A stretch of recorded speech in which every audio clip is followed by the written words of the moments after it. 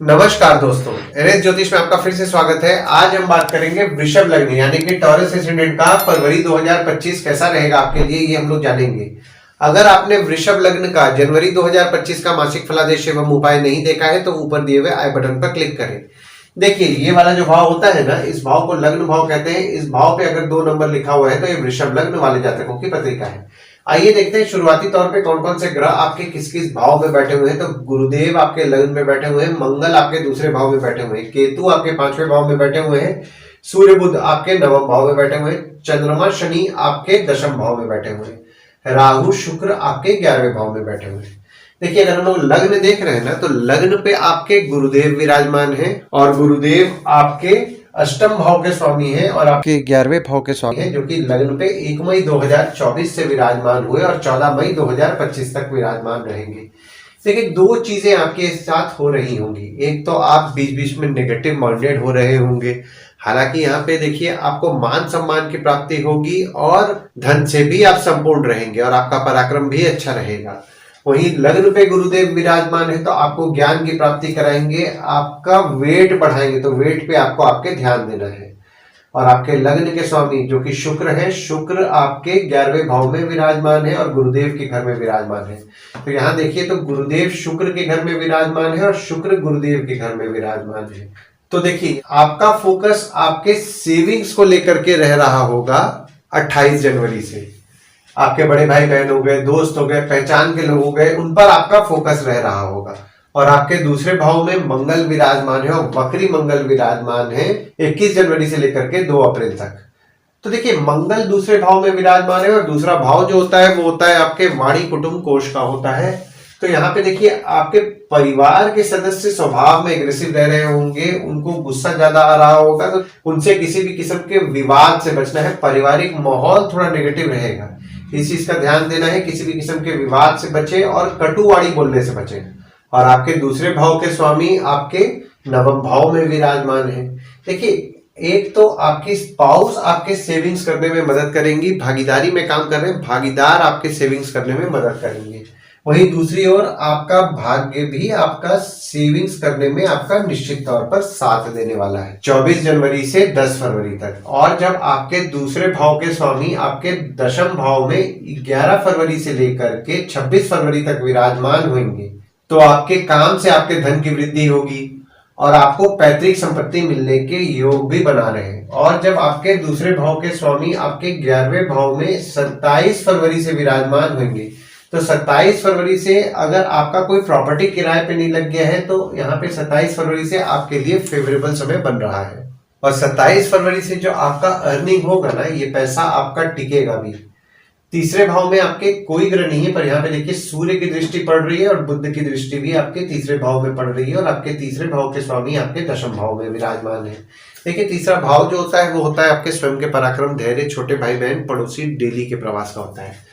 आपके तीसरे भाव के स्वामी आपके 10वें भाव में 1, 27 और 28 तारीख को विराजमान है। तो 1, 27 और 28 तारीख को अगर आपके काम के लिए आपको कोई भाग दौड़ करने मिल रहा है ना, तो भाग दौड़ कीजिए, उससे निश्चित तौर पर आपको बेनिफिट मिलेगा। और आपके बॉस हो गए, पिता हो गए, या फिर आपके काम से आपको हिम्मत भी मिलेगी। और जब चंद्रमा 10, 11 और 12 तारीख को आपके तीसरे भाव में विराजमान होंगे, तो यहाँ पे आपके पराक्रम को निश्चित तौर पर बढ़ाएंगे, छोटे भाई बहन के साथ संबंध में मजबूती लाएंगे और आपके छोटे भाई बहन के भी पराक्रम को बढ़ाएंगे।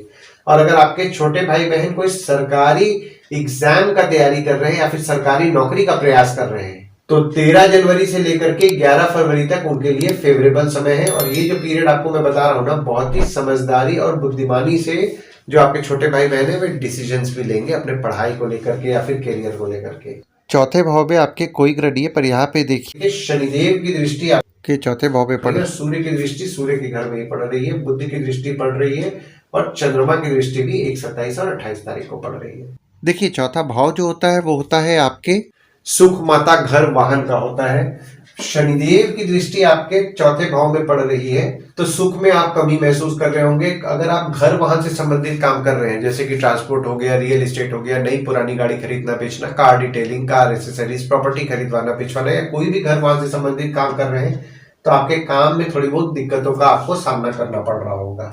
और आपके चौथे भाव के स्वामी आपके 10वें भाव में 12 फरवरी से विराजमान है।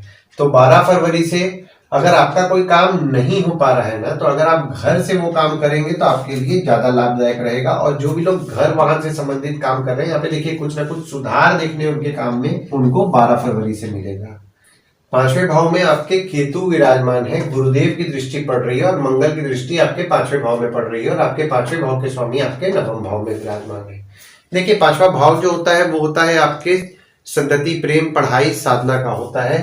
तो स्टूडेंट्स जो है उनको उनके पढ़ाई पे फोकस ज्यादा करना पड़ रहा है 30 अक्टूबर से। हालांकि यहाँ पे देखिए गुरुदेव की दृष्टि भी आपके 5वें भाव में पड़ रही है, तो पढ़ाई में उनको मिला जुला फल मिल रहा है। और जब बुध आपके 5वें भाव के स्वामी जो कि हैं आपके 9वें भाव में 24 जनवरी से लेकर के 10 फरवरी तक विराजमान रहेंगे, तो यहाँ पे स्टूडेंट्स के उनके पढ़ाई को लेकर के उनका भाग्य अच्छा साथ देगा, क्योंकि यहाँ पे बहुत ही शुभ योग बुध द्वारा निर्माण हो रहा है। अगर आपका किसी के साथ प्रेम संबंध चल रहा है, यानी कि आपके प्रेमी या प्रेमिका है, प्रेमी या प्रेमिका को लेकर के भी आपका भाग्य अच्छा साथ देने वाला है।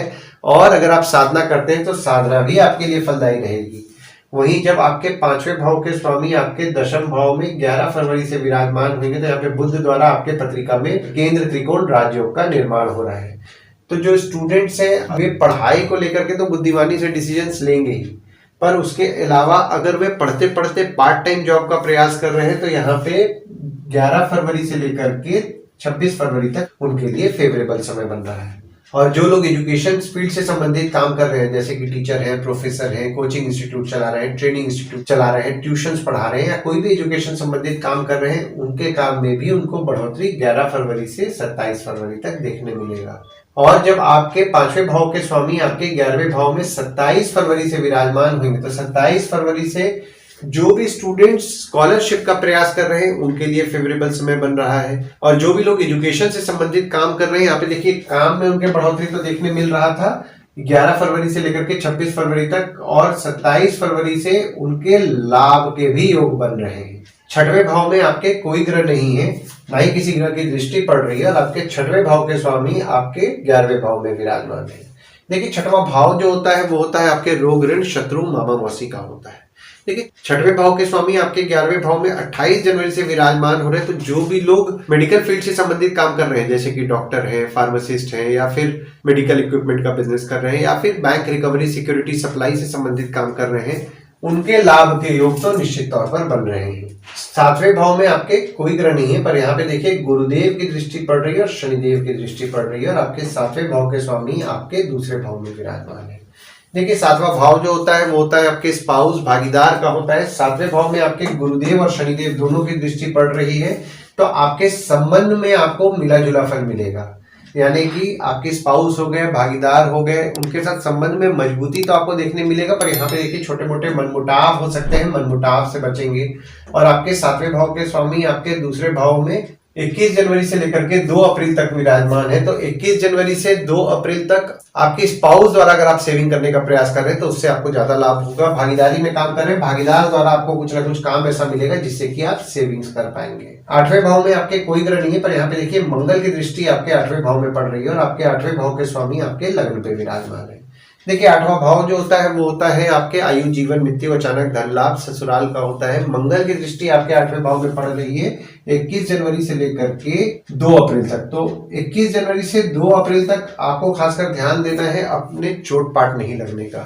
दूसरी चीज, ससुराल वालों के साथ किसी भी किस्म के विवाद से बचने का प्रयास करें, क्योंकि यहाँ देखिए ससुराल वाले स्वभाव में एग्रेसिव हो सकते हैं, छोटे मोटे विवाद हो सकते हैं, विवाद से बचें। और आपके 8वें भाव के स्वामी आपके लग्न पे विराजमान है, तो थोड़े बहुत नेगेटिव थॉट्स आपको आ सकते हैं, इस चीज का आपको ध्यान देना है। मेडिटेशन अगर आप रेगुलर बेसिस पे कर रहे हैं तो आपको ज्यादा अच्छा रिजल्ट देखने मिलेगा। 9वें भाव में आपके सूर्य विराजमान है और बुध विराजमान है, और देखिए 9वें भाव में आपके बुध आदित्य योग का निर्माण रहेगा 10 फरवरी तक, और गुरुदेव की दृष्टि पड़ रही है और मंगल की दृष्टि पड़ रही है, और आपके 9वें भाव के स्वामी आपके 10वें भाव में विराजमान है। देखिए 9वां भाव जो होता है वो होता है आपके भाग्य, धर्म, जीजा, साली, साला, छोटे भाई के स्पाउस का होता है। बुध आदित्य योग का आपके 9वां भाव में निर्माण है, तो निश्चित तौर पर आपको शुभ फल प्राप्त हो रहा है। घर वाहन से संबंधित जो लोग काम करते हैं उनका भाग्य उनका निश्चित तौर पर साथ देगा। हालांकि काम में थोड़ी बहुत बाधाएं उनको देखने मिल रही हैं, पर भाग्य साथ देगा।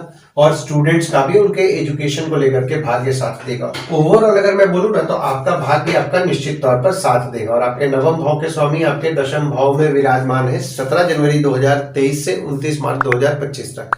तो देखिए 17 जनवरी 2023 से जो शनिदेव आपके दशम भाव में विराजमान है ना, तो आपके बॉस पिता आपके लिए फेवरेबल में रहने वाले हैं और आप भाग्यशाली भी रहेंगे और आप में रिलीजियसनेस भी बढ़ेगा। यहाँ पे देखिए आपको आपके काम में लेकिन मेहनत करना है। अगर आप मेहनत नहीं करेंगे तो आपका भाग्य आपका नहीं साथ देगा। दशम भाव में आपके चंद्रमा विराजमान है। शनि यहाँ अपने राशि में ही बैठ के शश नामक पंच महापुरुषों का निर्माण कर रहे हैं और सूर्य और बुध दोनों भी आपके दशम भाव में विराजमान हो रहे हैं, जिससे कि बुधादित्य योग का निर्माण आपके पत्रिका में 12 फरवरी से लेकर के 26 फरवरी तक हो रहा है। देखिए दशम भाव जो होता है वो होता है आपके बॉस पिता काम ऑफिस का होता है।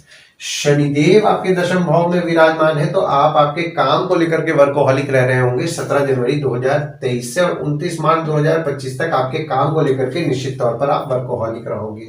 और अगर आप सरकारी काम का कोई प्रयास कर रहे हैं तो 12 फरवरी से आपके लिए फेवरेबल समय बन रहा है और आप आपके काम में समझदारी और बुद्धिमानी से भी ये पीरियड में आप डिसीजंस लेंगे। 11वें भाव में आपके शुक्र विराजमान है और बुध 27 फरवरी को विराजमान होंगे और आपके 11वें भाव के स्वामी आपके लग्न पे विराजमान है। देखिए 11वां भाव जो होता है वो होता है आपके आय यानी कि इनकम, दोस्त, पहचान के लोग, कम्युनिकेशन, बड़े भाई बहन का होता है। तो देखिए 11वें भाव में आपके राहु विराजमान है तो निश्चित तौर पर आपके इनकम के लिए शुभ फल प्राप्त कराएंगे। और बुध भी आपके 27 फरवरी को विराजमान हो रहे हैं और शुक्र भी विराजमान है। एक तरफ तो आपके इनकम को लेकर के आपका फोकस रहेगा, वहीं बुध के गोचर के बाद यानी कि बुध के 27 फरवरी के गोचर के बाद लक्ष्मी स्वामी योग भी आपके पत्रिका में बन रहा है। तो यहाँ पे जो भी पैसा आप कमाओगे ना, ये पीरियड जो आपका 27 फरवरी से बन रहा है, ये पैसा आपका टिकेगा भी। 12वें भाव में आपके कोई ग्रह नहीं है, पर यहाँ पे देखिए शनिदेव की नीच की दृष्टि आपके 12वें भाव में पड़ रही है और आपके 12वें भाव के स्वामी आपके दूसरे भाव में विराजमान है। देखिए 12वां भाव जो होता है वो होता है आपके खर्च, जेल, फॉरेन, हॉस्पिटल, मोक्ष का होता है। 12वें भाव में शनिदेव की नीच की दृष्टि पड़ रही है तो जो भी लोग विदेश संबंधित काम करते हैं जैसे कि इंपोर्ट एक्सपोर्ट हो गया, फॉरेन ट्रेड हो गया, फॉरेन से प्रोजेक्ट्स उठा के काम कर रहे हैं, कोई भी विदेश संबंधित काम कर रहे हैं, यहाँ पे उनके काम में उनको बाधाएं तो देखने मिल रही हैं, पर यहाँ पे आपके काम से आपको इनकम निश्चित तौर पर 21 जनवरी से 2 अप्रैल के बीच में होने वाला है।